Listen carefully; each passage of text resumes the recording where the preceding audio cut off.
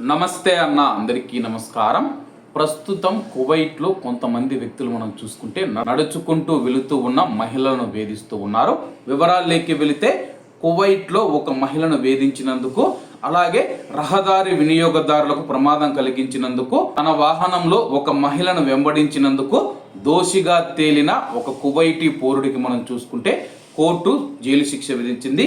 వివరాల్లోకి వెళితే ఒక మహిళ తన యొక్క కొడుకును పాఠశాల నుంచి తీసుకురావడానికి ఆమె అయితే స్కూలుకు వెళ్ళిందనమాట.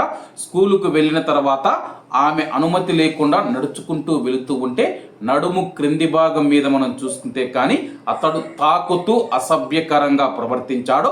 ఆమె తన వాహనంలో ఇంటికి బయలుదేరి వెళ్ళినప్పుడు నిందితుడు ఆమెను వెంబడించి ఆపి ఆమె యొక్క ఫోన్ నెంబర్ తీసుకునేదానికి ప్రయత్నించాడు.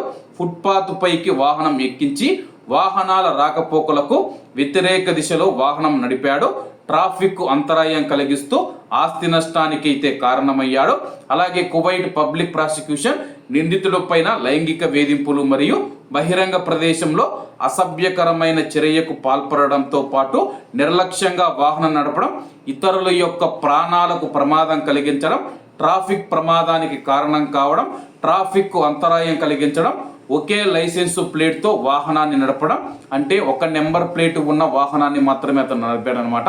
ముందు వెనక ఉండాల్సి ఉంది, కేవలం వెనక మాత్రమే ఉందని చెప్పేసి. అలాగే ట్రాఫిక్ మనం చూసుకుంటే కానీ రాంగ్ రూట్లో వ్యతిరేక దిశలో వాహనాన్ని అయితే నడిపాడు అనమాట. దీంతో అతనిపైన ఈ కేసులన్నీ నమోదు చేసిన తర్వాత కోర్టు ముందు హాజరుపరచగా అతనికి కోర్టు కఠిన కారాగార శిక్షతో కూడిన 5 ఏళ్ల జైలు శిక్ష విధించింది.